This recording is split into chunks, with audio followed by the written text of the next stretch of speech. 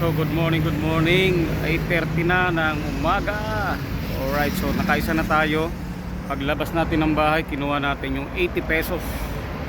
Ginawa namang 100 pesos pupunta ng LPU. Ang ginawa natin, siyempre pinangdagdag natin sa gas. So, nag full tank na tayo mga lodi. Doon sa pinapakargaan ko sa Uno. So doon kasi mura, kasi 57 pesos per liter mga lodi. So gamit na natin. Tayo nairita sa tunog niya kasi ito na yung bagong kanyang L-Perter box na binili natin sa Lazada.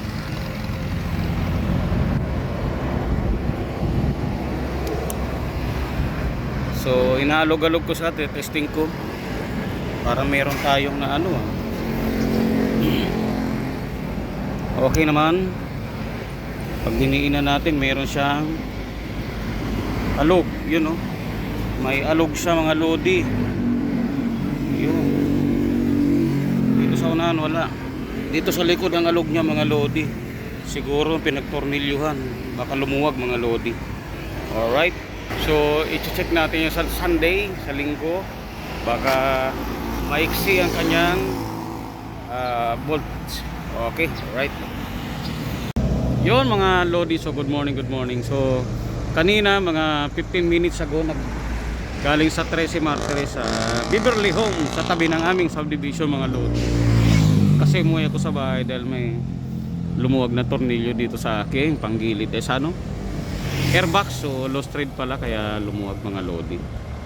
So bibilan na lang natin ng tornilyo mamaya sa Bolt Master. Alright. So mga 15 minutes ago na mga lodi, walang paramdam dito, silang nag-drive. Nagatid tayo dyan sa may City Hall, bagong City Hall ng Silang. Alright, sana lahat ng city bago City Hall. Alright, so now bababa na tayo mga lodi kasi walang paramdam, booking ba o wala. Alright, let's go. Siguro dyan ako dadaan sa yung shortcut. Magcha-charbel na lang tayo, di baling magbayad tayo ng 10. Alright. Yung good afternoon mga lodi. So nandito tayo sa ano na, dating Makati na naging Taguig. Yun, alright. So nag-drop off tayo sa SM Ora. Wala tayo signal doon, lumabas tayo. Tapos nag-Paris muna tayo, pagkain. Okay, alright. So kahit pa paano mga lodi, naka 5 rides na tayo mga lodi. Nakakuha tayo doon sa Dasma sa halagang 532 papuntang Pasay Victory Liner. So binigay naman ni madam ay 600 pesos. Tapos sa Victory Liner mismo meron doon 68 pesos papuntang RCBC Plaza sa Makati, Ayala. Yun, alright, kinuha natin yun siya mga lodi. 68 pesos, binigay 70 pesos. Tapos sa may Balero Access Road nakakuha tayo, yun yung pang SM Aura. Nag-additional yun ng 40 sa apps mga lodi. Actually ano yun 83 pesos. Nag-additional ng 40 pesos kaya naging 123. Sinunggaban na natin yun mga lodi. Yun, alright. So 5 rides siguro max, may gross income na tayo na 1,000 pesos. Nakakain na tayo mga lodi. Yun, alright.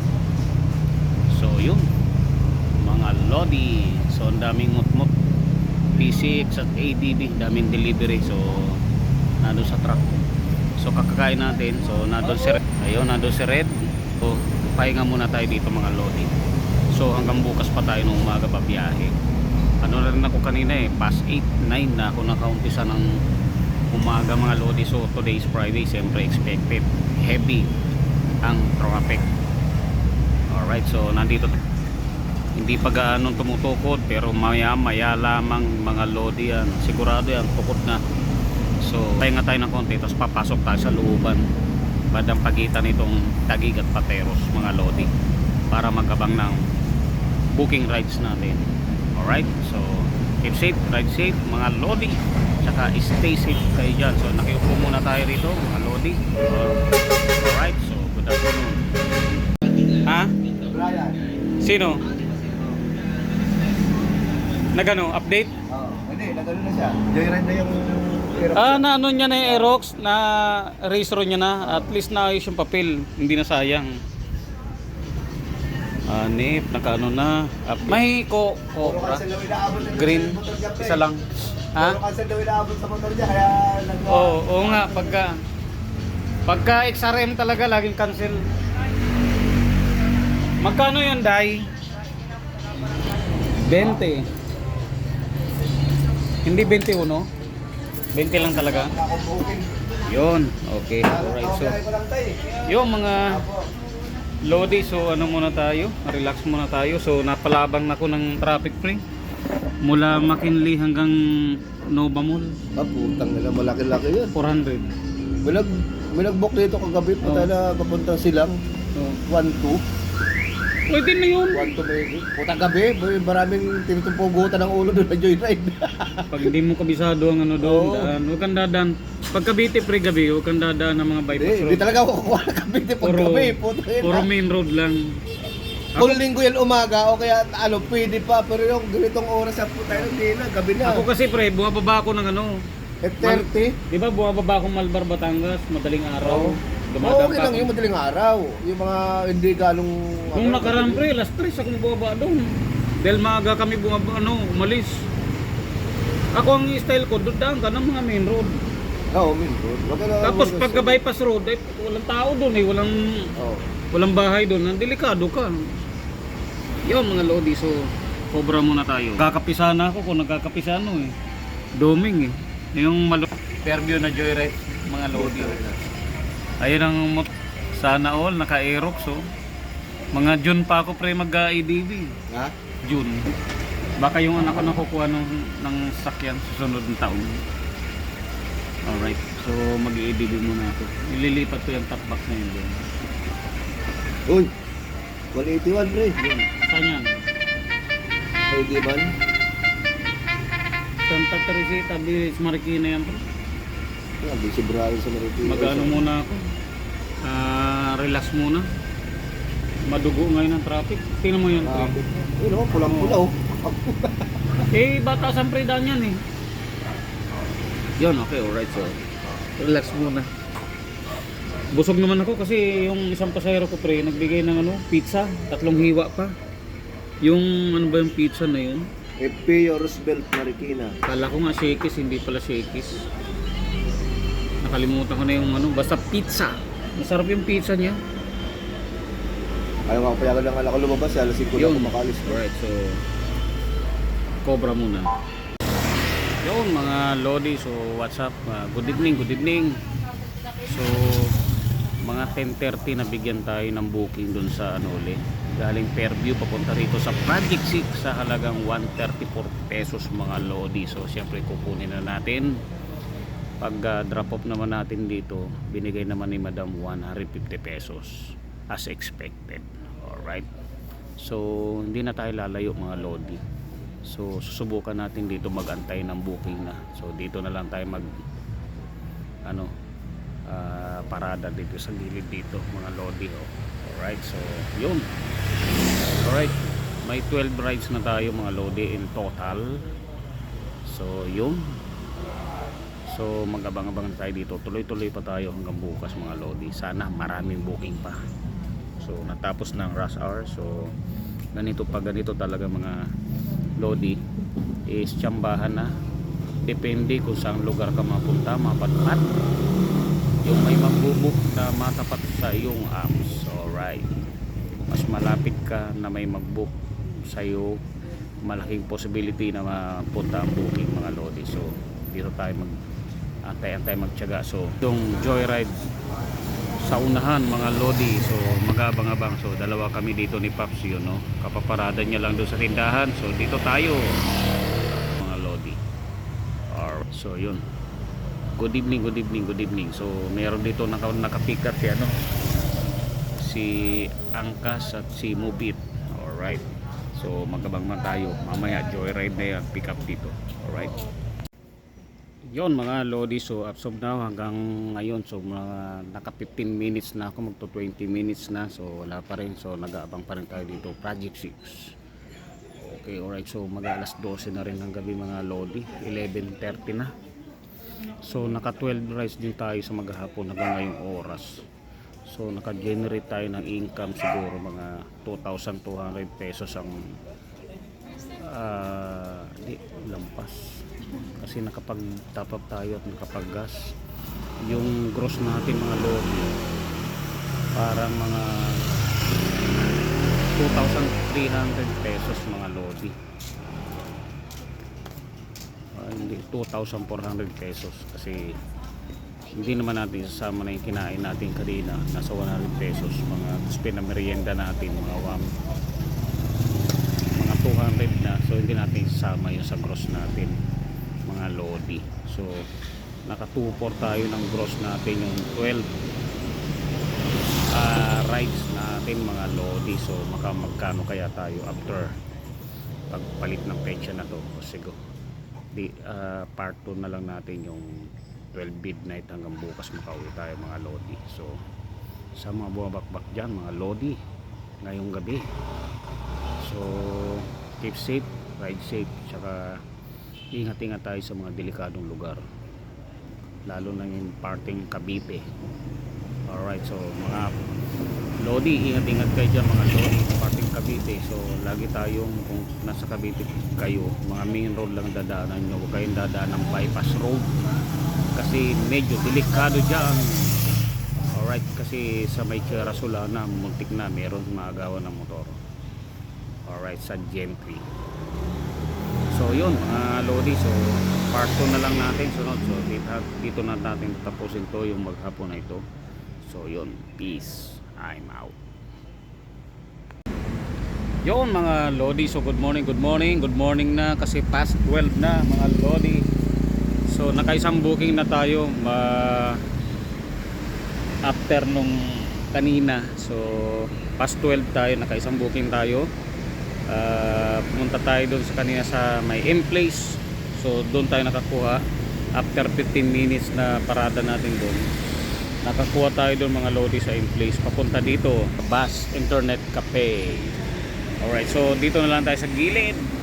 So along Tomas Morato ito mga Lodi, malapit tayo sa ano ba itong ano to, yung rotonda na yan, yung Scout rotonda na yan, Tomas Morato at Timog yun. Alright, so nasa tapat tayo nitong Shakey's at Peri Peri.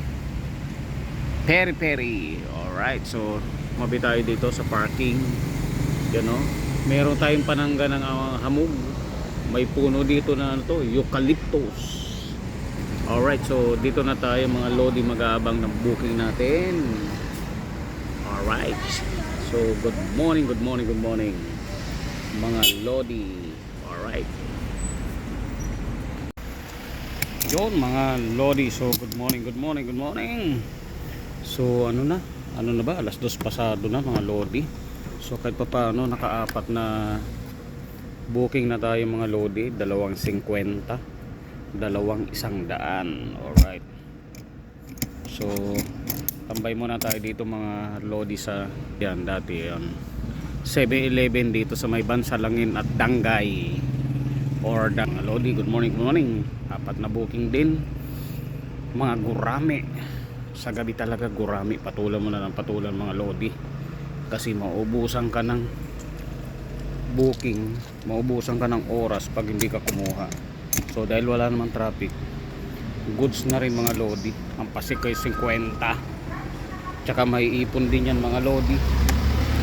Alright, so dahil hindi ko natapos yung kape ko doon kanina sa may The University Tower, ay dito na natin ipagpapatuloy mga Lodi ang ating pagkakape.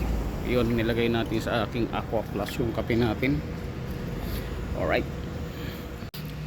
yun mga Lodi, so may booking sana tayo kanina sa halagang 267 mga Lodi, pero bumalik tayo dito ngayon, pinakancel natin kay admin kasi unang-una yung pick up na pipick upin natin, hindi niya alam kung anong address na dito siya. Ang binok niya ay Bansalangin. Ang pupuntahan nito ay North Caloocan, Tala. So mga lodi, so na ano kasi tayo doon na ano natin malapit sa Camarillo pala, Tala mga lodi. Saka tinangnan natin na minapa natin, nasa liblib, nasa dulo yung walang katao-tao doon, so iskinita. Saka unang-una kayo na hinala dahil sa pick up pala mga lodi is hindi niya alam kung saan lugar na doon siya yun. Alright, so syempre pinakancel na lang natin kay admin kasi hindi natin siya malocate.